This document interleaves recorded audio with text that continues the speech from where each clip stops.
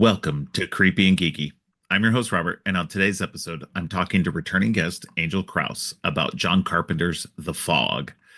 Angel is the host of the Voices from the Mausoleum YouTube channel and my new neighbor. Welcome back to the show, Angel. How funny. Now we're even closer. That's wild. I How are you? know. Good. How you doing? Yeah, for people Good, who very don't good. know, um, Angel and I live already lived near each other. We've actually met Yeah, up before, and yeah. now I moved recently in the last couple of months, and I actually moved closer to where she is. I think hmm we're I think we're about 10 minutes away from each other now It's super that close. at most. Yeah. It's super So close. Yeah, we have no excuse now to not hang this out. is true. Yeah, especially when it comes to like going to see movies because you get to go see way more stuff than I do. Oh, And I go all the time. Yeah. I know. So yeah, it'll be cool to be able to do that because yeah, I don't have like my partner's not a big horror fan like I am, but she will suffer through certain things for me. But some stuff I can't, it's hard. I don't want to put her through it. So I'm like, well, I just won't see it, I guess. you know. But now, yeah, Right. now we can do it. Definitely. All right. Well, we are wrapping up this first month of John Carpenter movies. I'm doing um, uh, most of his movies throughout the year, and this was the first month I did any. So we're wrapping up with The Fog, which came out in 1980. It's his second theatrical movie. Oh no, third theatrical movie. Sorry, my bad.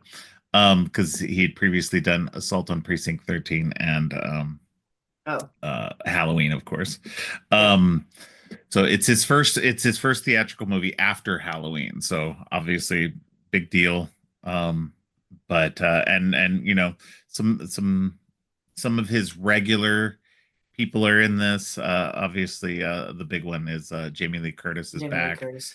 Yeah, and then we first time Tom Atkins is appearing in a John Carpenter movie. We also have Janet Leigh, Jamie Lee Curtis's mother.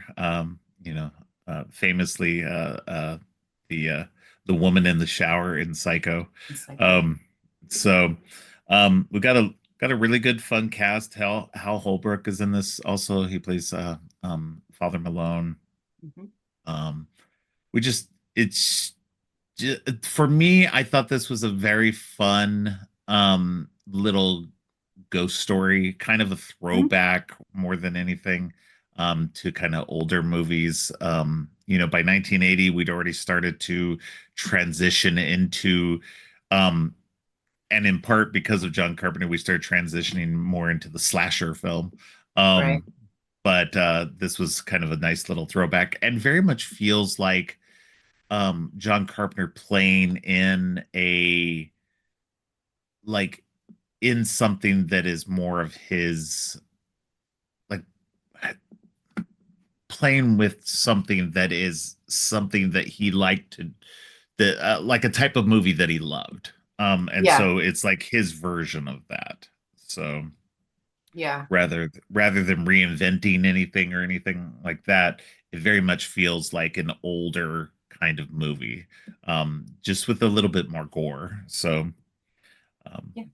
but how do you feel about this movie? So I'm not like a massive Carpenter fan. I have respect for what Carpenter does, and I obviously like some Right. of his movies.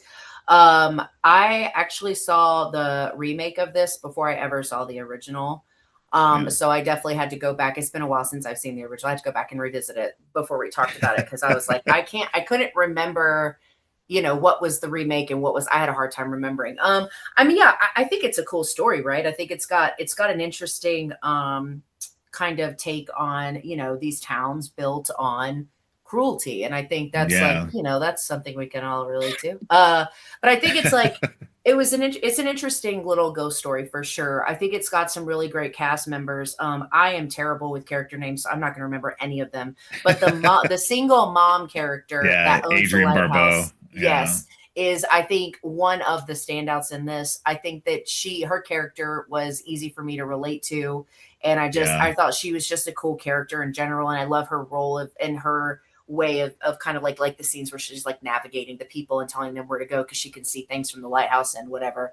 And so I think there's things like that that make it memorable. The characters are certainly Oh, memorable. I absolutely. think Tom Atkins has never met a damsel he couldn't sleep with. So there's that, which I don't Almost understand because immediately too. Yeah. he's such an ugly man. Like I don't understand like the appeal of like these beautiful younger women being like, "Oh my god." I don't understand it, but it's fine, I guess. It's whatever. And so, but no, I think it's a cool little thing. I think it is very 80s considering that it came out in 80 specifically. I think it's a very Yeah. 80s film in terms of effects and gore and the way that it's shot when you get to see like our ghosts or whatever you want to call them, our ghouls. And so I think it's like that stuff is very 80s. And I'm also not typically a massive fan of 80s movies. That's probably because I grew up watching 90s and early 2000s, so it's just not as nostalgic or like it's not like my first memories of watching horror like it is for a lot of people. Right. So but no, I think it's a fun movie. I really like the story. I like the ending, particularly, but I it's not something I probably am going to revisit a ton over and over, throughout my life, but I think compared to some other things I've seen him do, I do think it's a pretty good film. I think it's entertaining. It's definitely got the atmosphere. It's of course got the music going for it. So, Yeah. yeah, it feels very 80s and very Carpenter for sure. Oh yeah, definitely. Definitely has a lot of his hallmarks. I think Yeah. it's interesting too because Adrienne Barbeau at the time was married to John Carpenter. They Oh, were I didn't know married. that. Yeah. Yeah. So it's she's in a couple of his movies Mhm. from this point, and then they get Yeah. divorced and everything. But yeah, it's I don't know. I agree with you. I think you know I have obviously I have more of a fondness for 80s movies because it was the era I grew up in. Sure. And but I don't know. This movie, while being fun and everything like that, I feel like it's one of those ones it's a lesser Carpenter for me. It's Okay. good, it's fun, it's interesting, but um it's just not as high up there for me as things Yeah. like No. things that are going to come later on for me, like Christine or They Live or Yeah, The yeah, yeah. Thing and stuff like that. No, for sure. So, but and I think that just has to do with, I didn't see this one until I was an adult. Yeah. Um, and while I appreciate what it is, Mhm. it's just not as like high up there. It is really good though. Like that's the Yeah. thing. Like I don't want to like dismiss it because I do think that what it's doing is really a lot of fun because it's like this really good fun ghost story. Um and that I think there's some really good visuals. I think part of Mhm. it too is that it's this really weird slow burn. That Yeah, I was gonna say, yeah. yeah. It's That got it's some moments that yeah. are they really it's a little slow. Yeah, there's a few areas where it drags a little bit. But I Yeah. think that's also part of its charm in that it's trying to evoke those older kind of ghost story type of movies. I do think, what you brought up too about the history of the town and stuff like that being this because it plays a major role in it. This is the 100th anniversary of this town, Mhm. and it's but the town is built on a crime. Yeah. And that what do you do when you have that knowledge, because that's something that's interesting. The priest in the town finds out that his grandfather um you know helped participate in this crime against these people, stole their money, and that's what built the town. And Yeah. Janet Leigh's character, she's like, but what do we do about that? There's nothing we could do about it now. Yeah. And so it's just like, so you kind of feel like that, like you kind of have to agree in a way, like I think you have to, I think the only thing that you can do in those situations is kind of just acknowledge it and say, look, this town was built on a lie, but what we do Hmm. going forward has to be better. Yeah, Um, and I think that's something that like built on a lie, built on pain, built on people suffering and stuff like that. You have to understand that, you know, and not to get too political yeah, right now, but like I think that's something that we all have to reckon with in general. yeah, In modern society as it is that a lot of what we live on now is pain and suffering that others have gone through, yeah, and still continue to go through, yep, and that we need to acknowledge that and be and try to do better. yeah, um and that's all we can do is just try to do better. We can't sweep it under the rug and try to ignore it like some people are trying to do. yeah, And I think that's kind of what this movie is telling you about too, is like, you know, that, you know, so in this movie some people are trying to acknowledge it, some people aren't really, yeah, they're not really trying to sweep it under the rug, but they're just like, what can we do, let's just move forward. yeah, And that the ghosts of the past, you know, are literally coming back to haunt them and to kill them. And yeah. I find it an interesting movie. Carpenter always plays in these arenas too. You watch a lot of Carpenter, you see that he is a very political Yeah, he's got director. stuff to say. Sure. Yeah, and I Yeah. love that about him. Mhm. And it's just, I don't know, it's a fun aspect because he makes fun movies, but he puts this undertone to it that really has this deeper layer, Mhm. um, and that still has resonance today. Yeah, I agree, and I think it's interesting too because, when we meet, Father Malone, whenever Malone, we yeah. meet him, it's like he's kind of already probably not in a good place. Like, doesn't feel like he's in a No, very good place. And so it's an interesting like arc for his character specifically because like you said, it's his grandfather that was the one that participated in this and helped and he's the one that tries to offer some semblance of like not only acknowledgement, but like here's what we took. And yeah, ultimately, right, no matter what you do, you can never fix what was done. So it's like yeah, this weird turning point for him where he's like, he tells him in the church, he's like, you can like take me as the, because it was my yeah, grandfather that was the one who did this. And if you need to do that to make this right, then do it. So, then there's that weird like light show that you get with the gold cross thing and whatever. yeah, So that happens. And it's like, but his storyline and his connection to what happened, you can tell like from a character's perspective that like it really hit him in a very specific way to be like, I'm related to someone who participated in this awful thing and it's not okay, and so his yeah, like his shift from being this like drunk, father character to like someone who really did want to try to fix it as best he could given that it's already happened 100 years ago right, is really cool. And obviously, we get the ending with him where we think he's like, well, I don't understand. He's like, I don't get why I was allowed to survive, basically. And then, well, yeah, he wasn't. So I think that yeah, his character, like that whole arc is really important to, I think, the narrative behind the message because it was yeah, very like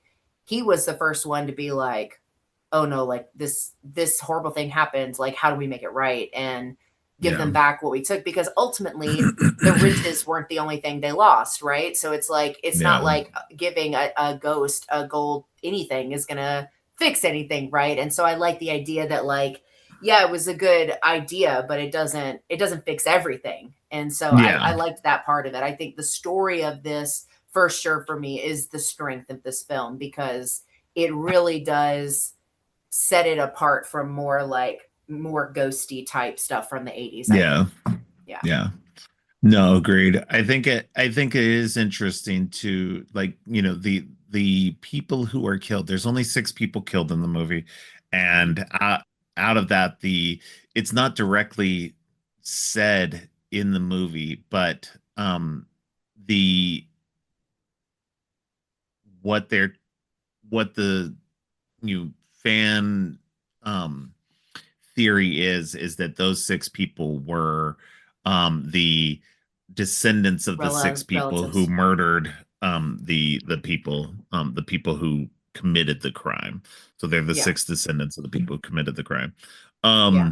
And so I like that theory, but at the same time, the ghosts were going after other people like Adrian Barbeau's character, and Hmm. they only just didn't manage to kill other people here and there because they did try to Yeah. kill also Tom Atkins' character. They were knocking on his door. So I like Yeah. that Yeah. theory, Yeah. but it also is like, okay, but they were trying to kill other people. So I It's don't not know if like they that left those theory. other people alone. Right. Yeah, exactly. Yeah. So if they were specifically going for those people, I could get See more on that. board with that. But because they weren't, it doesn't work fully for me. I do like the theory though. But I agree with you about Father Malone. Like he's in a bad place when we first Hmm. meet him, but then he's the one once he finds out that information, he doesn't try to hide it. No. He immediately tries to resolve it.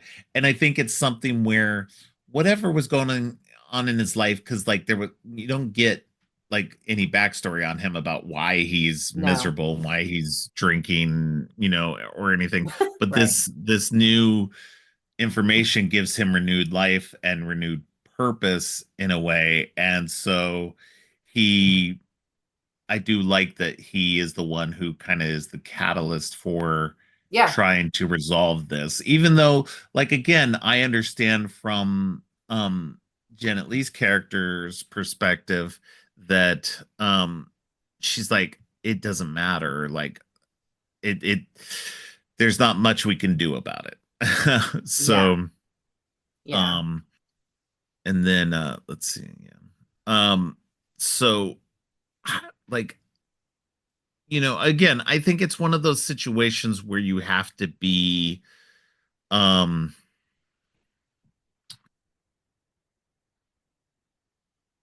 whereas when she's in that position, I think it's Hmm. one of those things where, especially not on the 100th anniversary, like because it was happening that night.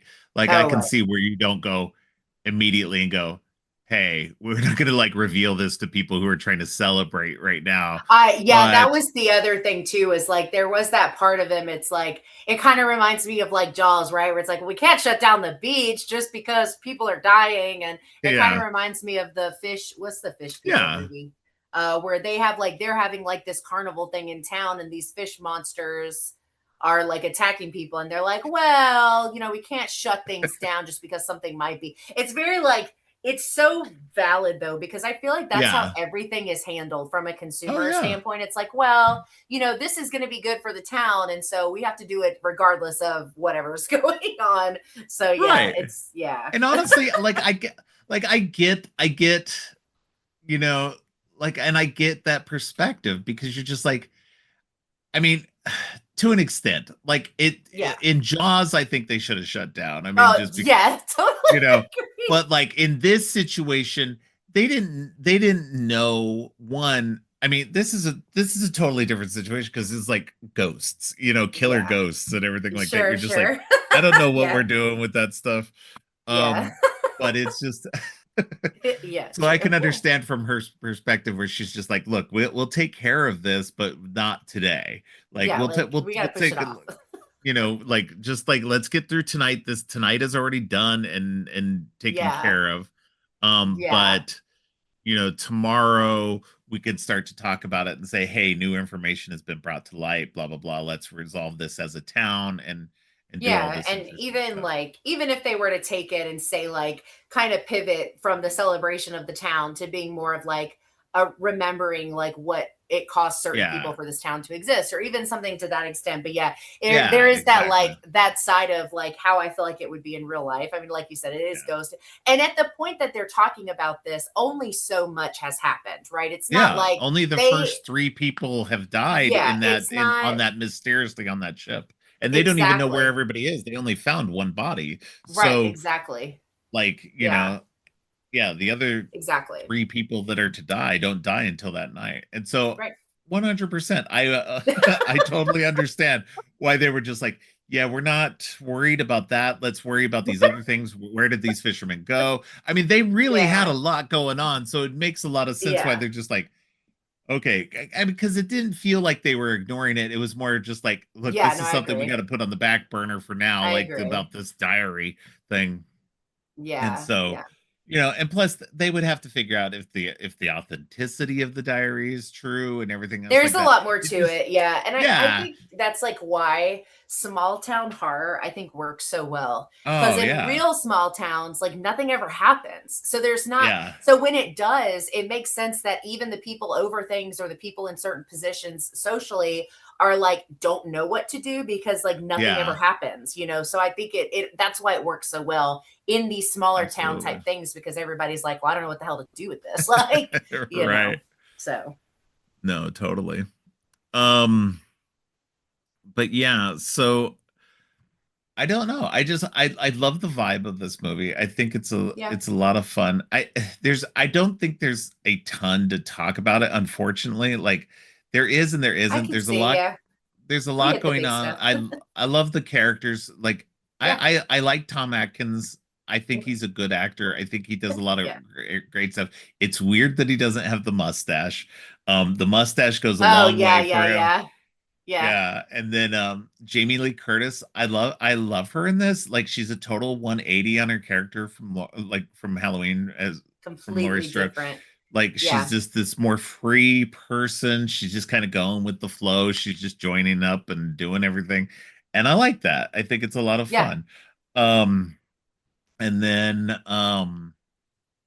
uh just everybody in this is just I don't know. It just looks like it was fun to do in a lot of Yeah. ways, but also just I don't know. I like the pirate designs. It's a cool because it's interesting though too because it's like, well, if these people were pirates, why did they like? I'm assuming they weren't meant to be necessarily real pirates. They were just meant to be But the they just kind sailors of on look the like ship. people from Yeah, the they just sea. Yeah, yeah. for sure. Um, but they just come off as these like ghost pirates and stuff. They So do. it's No, they funny. do. You're right.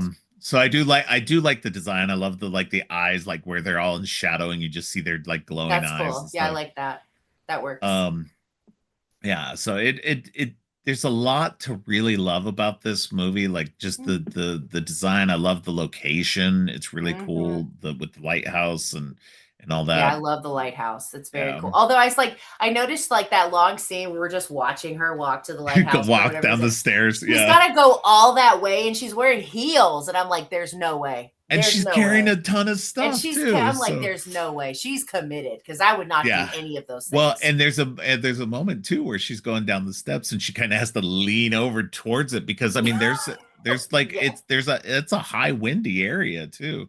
Yeah. So Yeah. it's just yeah, I don't know. That It's is if cool though, anybody's like lived on the set coast, you wise. know how bad those winds can get. Windy can be, So yeah. Yeah. yeah, So, but that is a cool. I do agree. I think the set yeah. pieces and everything were really, really well done.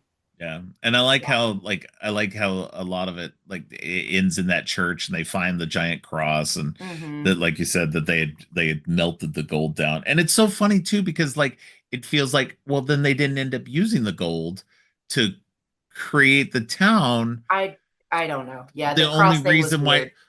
the only reason why they really killed them was because they just didn't want the leper colony And that's so exactly it. close. And Yeah. so, so then it's just like, well, that just seems messed up. Like I that's know. It even makes it worse. different. Yeah. Like Yeah. it just seems even worse because like at least if you had stolen the gold and used the gold for like building the town, but then they didn't end up using it to build the town. So it's like, Yep. okay, just have them go farther down the coast than if you didn't want them next to you. Just it just Yeah, it would, but uh instead it's like, yeah, no, I yeah, agree. I do think the turning it into a cross thing was weird, but it's almost like yeah. maybe they felt like if they turned it into like a religious symbol, then maybe it would like cleanse them of their guilt or something offhanded like Yeah, that, where they're like, well, we didn't spend the gold though. It's like, yeah, but you yeah. also Right. killed a bunch of people. So like, what do you do? Right. Like, yeah, yeah, I for do sure. love how like it was glowing at the end though, because that was an extra little visual step that was really cool. Yeah, So yeah. yeah. But yeah, I just I don't know. I just to me this was a really good movie. This is unfortunately going to be a very short episode. I thought this was I was going to have a lot more to talk about with this episode, but Oh, I mean, um we hit the important parts, right? yeah. Um I mean, unless you do step for step, but I don't know that this is a movie you really need to do that with when you're no, discussing no. kind of the themes and this everything else, you know.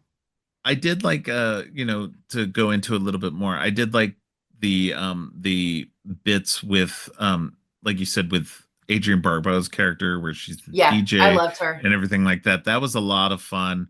I used to want to be a DJ when I was younger. Yeah. And thought I had a better voice than I do. Um um but uh yeah, it's interesting too because this was filmed for about $1 million. And but he used anamorphic widescreen Panavision Hmm. cameras to get that really good, like those really good vistas and stuff like that. Hmm. And I think it worked really well, made the movie look like a lot more expensive than it really was. Um, and it's funny too because apparently the movie would have been about a 10 minutes shorter, but they had to go back in and make some of the things gorier, and then added the scene with the John Houseman's character at the beginning where he's telling all the kids the ghost story. Oh, I um liked that. yeah. That was So cute. Okay. That was worth it to yeah. add that, I think. That's Oh yeah. cute little way to start it. Yeah, and I think it adds to the throwback kind of nature, the ghost story aspect of it all. Yeah. um let's see. I'm just kind of looking at some. There were a couple of the trivia bits. There was something I wanted to mention. Um, but yeah, they oh yeah. So jazz music was used for most of the radio station because the royalties were more affordable than for rock music. Oh, that's So funny. that's why it was a lot more just like Jazz music only, jazzy yeah. than anything Okay. else. That's But interesting. yeah, I thought it was kind of neat that little bit where she's like listening to all the different station identification bits and everything. Oh, Just yeah. those things like the little things you need to listen to or choose. It's not just off the cuff. You're like, okay, yeah, no, we got to have a bunch of different versions to see what the um to add to the different things. Um, there's some H.P. Lovecraft references, which definitely you get a kind of a Lovecrafty vibe Yeah, I here. would agree. With the ghosts coming back and the fog itself, just that unnatural fog. No, yeah, Um, for sure. I could see it, that. I have not watched the remake in years, but I they did think do a it's remake. kind of regarded poorly, right? Like I don't think Oh, it's anybody liked it. it's regarded very poorly. But Tom Welling from Smallville was in it. That's right. And It is a it product was of its time casting wise, though, you yeah, must say, because yeah, it's like it's yeah. just one of those things where it's like when what years or around what year it came out in 2005, and it shows. Like when you look at Oh yeah, the cast, you're like, this is very early 2000s. So yeah. yeah, Yeah, I think yeah, in general, and it's like it went to a PG-13, whereas this one was R-rated.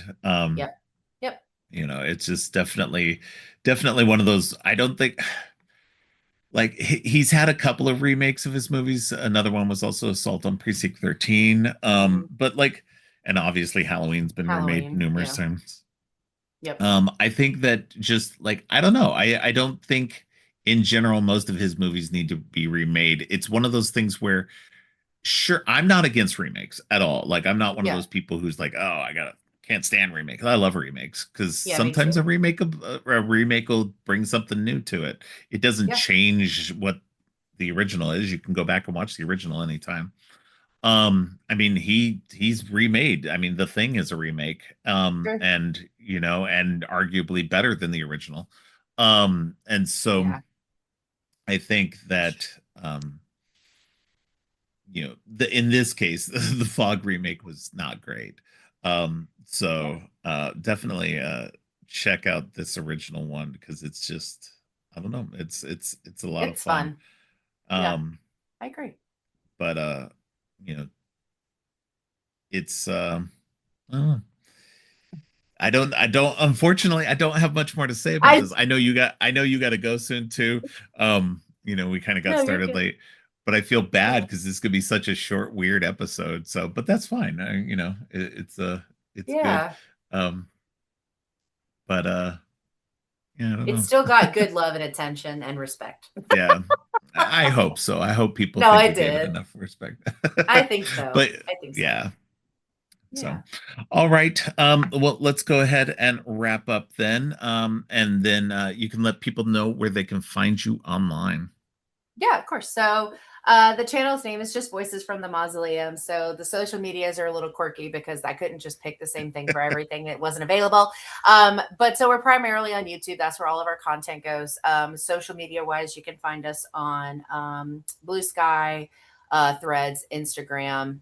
On Facebook, we post some stuff there too. But yeah, if you search Voices from the Mausoleum, I'm sure you will find us. Right. No, it's nice once you get that Google Thank search God, because in your favor. otherwise, Yeah. Yeah. yeah. Otherwise, it's like everything has a different thing. And my one of my friends gives me such a hard time about. Listen, I did my best when I was making stuff. I couldn't make it all the same. They just wouldn't let Yeah. me. So, but yeah, now if you search it, it usually comes up.